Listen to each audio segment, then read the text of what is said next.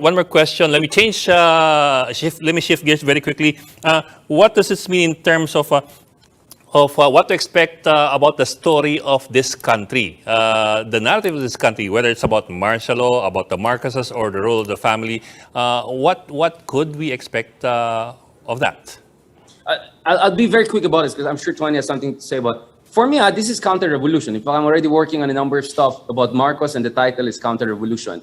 Tapos na, yung nung 1986 election, revolution, EDSA, whatever you want to call it, against Marcos, na-reverse na yan. Tapos na yan.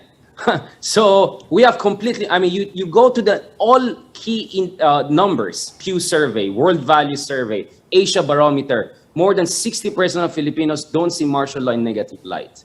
And we saw in this election, 58% of Filipinos voted for Ferdinand Marcos Jr.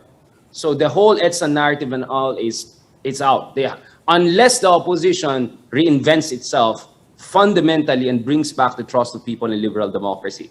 But now, effectively, counter-revolution has won. And this is nothing unique. We saw that in France, the Bourbons came back, another Napoleon came into power. We see this trend all around the world. And in the case of the Philippines, at least, we had 30 years before another Marcos came back to power. But what did we do in that 30 years? Sa tingin ko talaga nagkakulang tayo. So this is time for opposition or whoever believes in liberal democracy to go back to the drawing board and do their assignment and figure out how can we reinvent and regain the people's trust in liberal democracy. Because liberalism right now is a negative term in the Philippines. It's a pejorative term. And that for me is a scary thing. That for me is a very, very scary thing.